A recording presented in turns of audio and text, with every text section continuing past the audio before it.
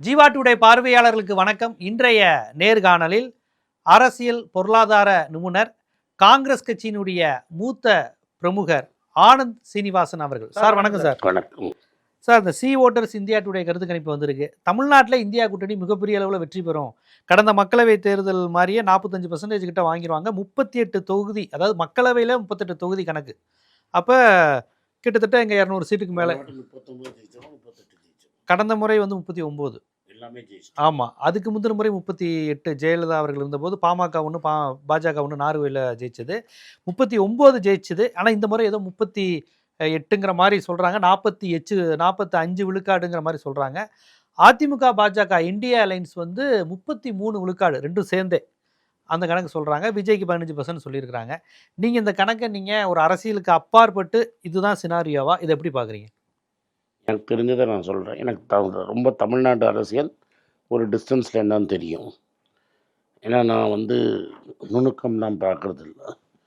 But என்னை பொறுத்த வரைக்கும் வெஸ்டர்ன் தமிழ்நாடுல எங்கே சான்ஸ் இருக்குதுன்னு நீங்கள் பார்த்தீங்கன்னா, டிஎம்கே ஏடிஎம்கேக்கு மெயினான முக்கால்வாசி சீட்டு ஜெயிக்க போகிறது சேலத்துலேருந்து நீலகிரிஸ் வரைக்கும்.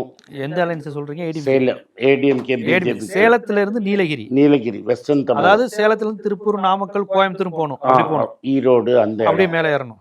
அந்த தருமபுரி கிருஷ்ணகிரி வேணாம். தருமபுரி கிருஷ்ணகிரிலாம் ரொம்ப கஷ்டம். தருமபுரி கிருஷ்ணகிரி ஹோசூர்லாம் அன்புமணி கூட்டணி சேர்ந்துருக்காரு, கஷ்டங்கிறீங்க. அன்புமணி என்னைக்கு எலெக்ஷன் ஜெயிச்சிருக்காரு? ஓட்டு எண்ணிக்கையை பற்றி நம்ம பேசலை. ஸோ என்னை பொறுத்த வரைக்கும் கிருஷ்ணகிரியிலலாம் இன்ஃப்ளூயன்ஸ் கிடையாது. சரி, வன்னியர் எல்லாரும் வந்து அன்புமணிக்கு போகணுன்னு அவசியம் கிடையாது. ஸோ அண்ட் அவங்க அப்பாவும் அவருக்கு அகேன்ஸ்டாக பேச போகிறாரு.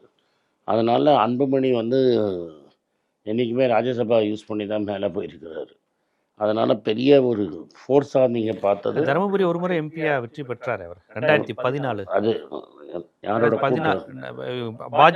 பாஜக, பாமக, மதிமுக, தேமுதிக. 2014. ஆமா, மோடி அங்க ஜெயிச்சப்ப. ஆமா, ஒரு வாட்டி ஜெயிச்சிருக்கிறாரு. ஏடிஎம்கே அலைன்ஸ் இருந்தது அப்போ இல்லை. ஆமா, ஏடிஎம்கே அலைன்ஸ் இல்ல, பிஜேபி தனியா தமிழர் யூனியன் எல்லாம் சேர்ந்து ஒரு அலைன்ஸ் பண்ணாங்க. விஜயகாந்த், வைகோ. ஸோ அந்த மாதிரி அது 10 வருஷம் ஆயிடுச்சு. ஆமா, தனியாக ஒரு வாட்டி நின்னார். அதில் எவ்வளோ வாட்டி ஜெயிக்கல. ஸோ அவர் ஒரு பெரிய ஃபேக்டராக நான் பார்க்கல. எங்கெல்லாம் வன்னியரும் கவுண்டரும் சேர்ந்து வராங்களோ டெஃபினட்டாக அவங்களுக்கு நல்ல வாய்ப்பு இருக்குது. ஸோ இந்த இடத்துல அவங்க ஜெயிப்பாங்கன்னா, இந்த இடத்துலேயே அவங்களுக்கு என்ன ப்ராப்ளம்னா, திண்டுக்கல்லில் இஸ்லாமியர்கள் ஜாஸ்தி. அதே சமயத்தில் வைத்தியலிங்கம் வந்து அங்கேருந்து போயிட்டார். இன்னொன்று வந்து அதே மாதிரி. ஸோ அங்கே ஒரு ஓட்டு அடிப்படும். அதுக்கப்புறம் ஈரோடு ஏரியாவில் செங்கோட்டையன் போயிட்டார். செங்கோட்டையன் ஒரு 10 தொகுதியில் ஒரு ஓட்டு 5000 10,000 பிரித்தாலே காலி. ஸோ அங்கேயே ஒரு சேலஞ்ச் வருது. இன்னொன்று டீப் சவுத்தில் டிடிவி எவ்வளோ அவருக்கு சப்போர்ட் கொண்டு வர போகிறாரு. ஏன்னா அவரே எலெக்ஷன் நிற்க போகிறது இல்லைன்ட்டார். டிடிவி நான் நிற்க போகிறது இல்லைன்ட்டார். ராஜ்யசபா ப்ராமிஸ் பண்ணியிருக்காங்கன்னு சொல்கிறாங்க, தெரில. எலெக்ஷன் நிற்க போகிறது இல்லை. ஸோ டிடிவி எவ்வளோ ஓட்டை கொண்டு தேவர் மகளில் எவ்வளோ ஓட்டை கொடுக்க போகிறாருன்னு எனக்கு தெரியாது.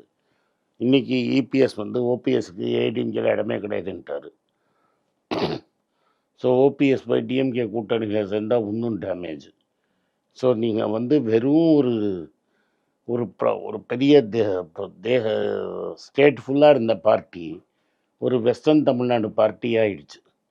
இப்போ நீங்கள் பார்த்தீங்கன்னா சிட்டிலெல்லாம் காங்கிரஸ், பிசிகே, திமுக சேர்ந்ததில் சிட்டியே காலி. டோட்டல் டிஎம்கே விழுப்புரம் வரைக்கும் டிஎம்கே அடித்து தூக்கிடுவாங்க. டிஎம்கே ஆட்சி நல்லா ஸ்ட்ராங்காக இருக்கும். டெல்டாவில் அகெயின் டிஎம்கே தான் strong. So at some places PMK இருக்கிறதுனால அவங்களுக்கு கொஞ்சம் சப்போர்ட் இருக்கலாமே தவிர 125 சீட்டெல்லாம் சான்ஸே கிடையாது.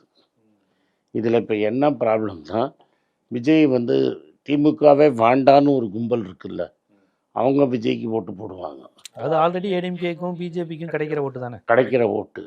அதனால இவங்க சொல்கிற 33% 29% ஆயிடுச்சுன்னா ஒரு டைடல் வேவ் வந்து இமாலய வெற்றி கூட திமுக கிடைக்கும். 33% குறையுங்கிறீங்களா? இந்தியா டுடேனுடைய 33% கூட ஏடிஎம்கே குறையும் நினைக்கிறீங்க? ஒரு 4% குறைஞ்சதுன்னு வைங்க.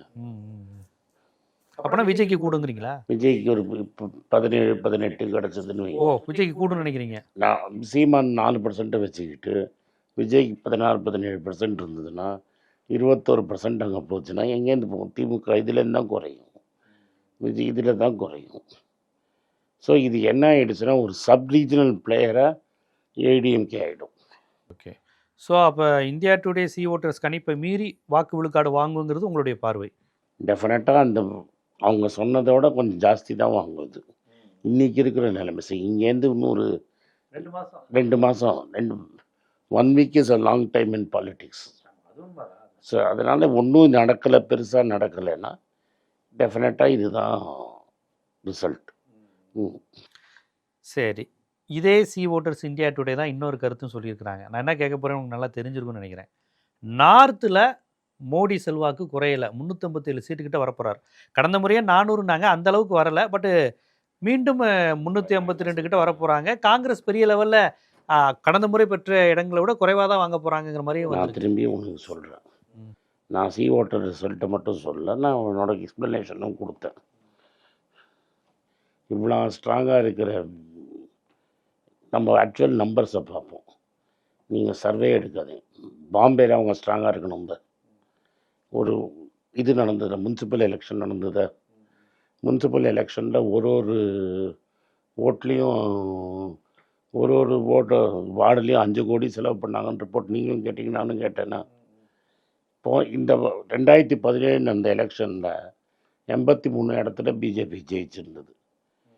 அதுக்கப்புறம் இப்போ என்சிபியை உடைச்சாங்க, சிவசேனாவை உடைச்சாங்க, ரைட்டுங்களா? ஸோ அவங்க இன்னும் ஸ்ட்ராங்காக வந்திருக்கணும்ல. பணமும் கையில் இருந்தது. 83லேருந்து 88 சீட்டு தான் ஜெயித்தாங்க.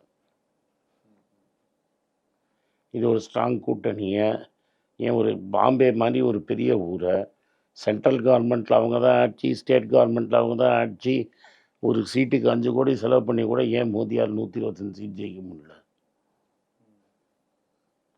சரி, உங்கள் ஆட்சி ரொம்ப ஸ்ட்ராங்கு, நல்லா தான் பண்ணுது.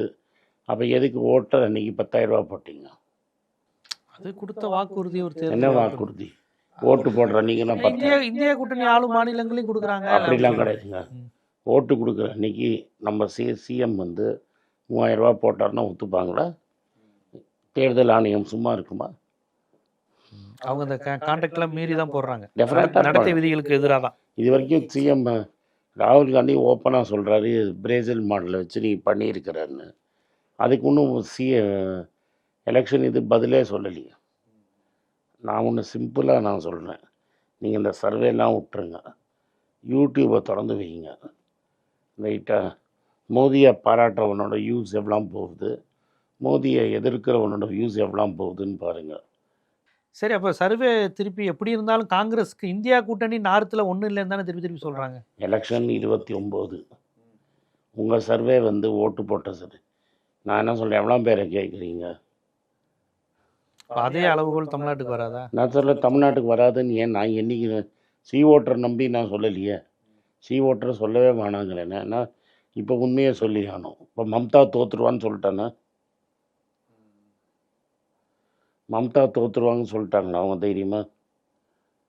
என்ன சொல்லியிருக்காங்க? மம்தா ஜெயிச்சிருவாங்களா தோற்றுருவாங்களா? மம்தா தோற்றுருவாங்கன்னு சொல்லி. அப்போ மம்தாவும் ஜெயிச்சு இப்போ நடக்க போகிறது எங்கே? இப்போ நடக்க போகிறது சட்டமன்ற தேர்தல் தான். அதில் எங்கே நான் சொல்லியிருக்கிறேன்? மம்தா தோற்றுருவாங்க, மம்தா ஜெயிச்சிருவாங்க, ஸ்டாலின் ஜெயிச்சிருவார். எய்தர் ரமேஷ், எய்தர் விடி சதீஷன், இல்லாட்டா லெஃப்ட் தான் ஜெயிக்க போகுது. இப்போ நடக்க போகிறதுல அசாமை பிடிச்சி வைக்க போகிறாங்களாங்கிறது தான் ஒன்றே கேள்வி.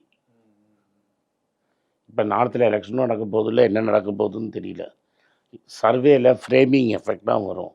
நான் உங்களுக்கு ஒரு சர்வே எடுத்து கொடுத்து அகிலேஷ் யாதவ் ஜெயிக்க போகிறாருன்னு நான் சர்வே தரேன், நீங்கள் தப்புன்னு சொல்லுங்கள். அகிலேஷ் வெற்றி பெறுவதற்கு வாய்ப்பு இருக்குன்னு தானே சொல்கிறாங்க எல்லாரும். அப்போ அகிலேஷ் ஜெயிச்சார்னா நார்த்தில் ஏன் மோதி காத்து இங்கே இருக்குது? யூபியில் 80 சீட்டு சார், அங்கே அகிலேஷ் ஜெயிச்சிட்டார்னா நீ எங்கே இருப்ப? ஆனால் இப்பயும் நீங்கள் அகிலேஷ் மம்தா பிஜேபிக்கு அகைன்ஸ்டாக ஒரு அகிலேஷையும் மம்தாவை தான் நிறுத்த முடியுதே ஒழிய காங்கிரஸ் அப்படிங்கிற மாதிரி நிறுத்த முடியாத ஒரு சூழல் இருக்குது. அப்படிலாம் ஒன்றுமே இது பாருங்க, போன வாட்டி கூட பர்டிகுலர் ஹிந்தி பெல்ட், ஹிந்தி பெல்ட்டே தான் நான் சொல்கிறேன். போன வாட்டி காங்கிரஸ் கூட்டணியில் தான் தலித் ஓட்டு மாயாவதிட்டேருந்து இந்த கூட்டணி இந்தியா கூட்டணிக்கு வந்தது. காங்கிரஸ்க்கு வந்திருக்கு. காங்கிரஸுக்கும் காங்கிரஸ்க்கும் இந்த அகிலேஷுக்கும். அகிலேஷுக்கும் இந்த வாட்டியும் அகிலேஷுக்கும் காங்கிரஸ் கூட்டணிக்கும் தலித் ஓட்டு போகணுன்னா காங்கிரஸும் அகிலேஷும் சேர்ந்து இருந்தால் தான் வரும். சேர்ந்து தானே சார் இருக்காங்க. சேர்ந்து இருந்தால் தான் நீங்கள் சொன்னீங்க. அதனால காங்கிரஸ் இல்லாமல் அகிலேஷ் கிடையாது.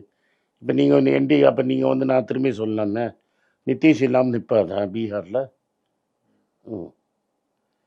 பீகாரில் நிதிஷ் வரணும். நிதிஷை காலி பண்ணணும்னு என்னெல்லாமோ ட்ரை பண்ணாங்க. நிதிஷை காலி பண்ண முடிஞ்சுதா?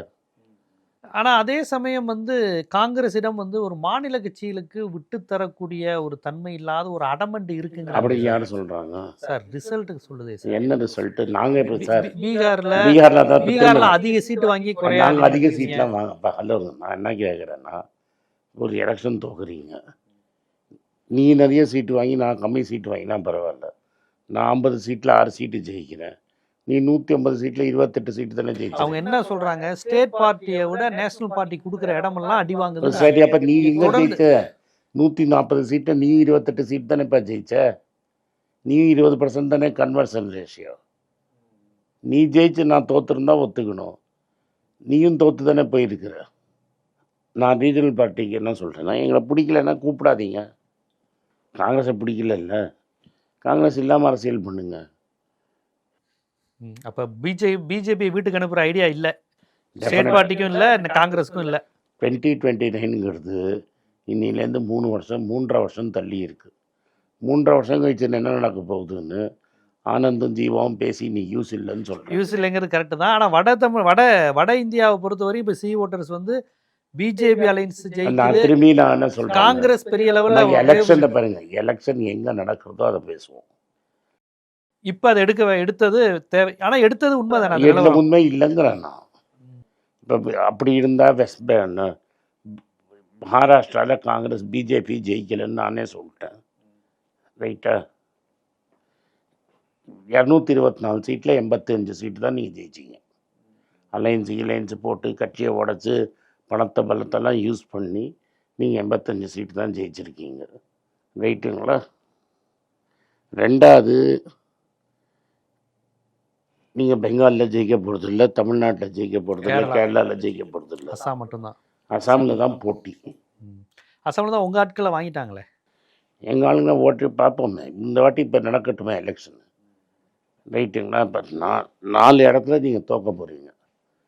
நீங்கள் நடத்த போகாத எலெக்ஷனில் ஒரு ஆள் சர்வே எடுத்து பிஜேபி ஜெயிச்சதுன்னு சொல்கிறதுல சந்தோஷப்பட்டுருக்கீங்க. பாம்பேயில் உங்கள் மேயரே உட்காத்த முடியலையே. 2017 நடந்த எலெக்ஷனு 2022 நடத்த வேண்டியதை 2026 நடத்தியிருக்கீங்க. 2022 நடத்த வேண்டிய எலெக்ஷனை 2026 நடத்தி பணமும் செலவு பண்ணி பல கட்சியும் உடைச்சி உங்களால் தனிப்பட்ட மெஜாரிட்டியை பிடிக்க முடியல. உங்களோட இருக்கிற கூட்டணியில் இருக்கிறவன் எம்எல்ஏ கார்பரேட்டரை தூக்கிட்டு போய் 5 ஸ்டார் ஹோட்டலில் வச்சுருக்கிறான். இப்போ எலெக்ஷன் நடந்த இடத்துல யார் மேயர்? இப்போ திமுக இங்கே ஜெயிச்சதுன்னா யார் மேயர்னு திமுக தானே டிசைட் பண்ணிட்டு. இப்போ பிரியான்னு ஒரு பொண்ணு சென்னையில். ஆமாம், இங்கே இருக்கிறவங்கலாம் கூப்பிட்டு போய் நம்ம 5 ஸ்டார் ஹோட்டலையாக வச்சுருக்கிறோம், கார்பரேட்டரை தூக்கிட்டு போய் கிராண்ட் சோலாலையாக வச்சுருக்கிறோம். இப்போ பாம்பேல இருந்தால் நீங்கள் ஸ்டேட் எலெக்ஷன் பேசாதீங்க, ஒரு கவுன்சில் எலெக்ஷனில் பிஜேபியால் நாங்கள் தான் மேயர்னு சொல்லுவோம். ஹரியானாவில் ஒரு எலெக்ஷனில் அது இது பண்ணதெல்லாம் சிசிடிவியில் மாட்டினாங்க. அதே மாதிரி இப்போ அவன் தூக்கிட்டு போய் மேயரை சிண்டே வந்து இதில் வச்சுருக்கான், இதில் ஹோட்டலில் உட்காத்தி வச்சுருக்கிறான். கார்பரேஷன் எலெக்ஷனுக்கே ரிசார்ட் பாலிடிக்ஸ் தேவைப்படுது. ரிசார்ட் பாலிடிக்ஸ் எலெக்ஷன் மாதிரி. அப்போ நீங்கள் சர்வஞானியாக இருந்தீங்கன்னா ஏன் உங்கள் ஆளுங்க அதை பண்ணுறாங்க? பார்ப்போம் இந்த கருத்து கணிப்புகள் இப்போ உள்ள மாநிலத்தில் என்ன மாற்றத்தை ஏற்படுத்தும், வட இந்தியாவில் எத்தகைய தாக்கத்தை ஏற்படுத்தியிருக்கு, என்ன மாதிரியான மாற்றங்கள் வர வாய்ப்பு இருக்கிறது, சட்டமன்ற தேர்தலில் என்ன இம்பேக்ட் வரும், வரப்போகிற பார்லிமெண்ட்டில் என்ன மாதிரியான தாக்கத்தை ஏற்படுத்த வாய்ப்பு இருக்குங்கிறத ஒரு காங்கிரஸ் கட்சிக்காரராகவும் ஒரு பொலிட்டிக்கல் அப்சர்வராகவும் ரொம்ப விரிவான மக்களுக்கு எடுத்து வச்சிங்க. நன்றி. நன்றி, வணக்கம்.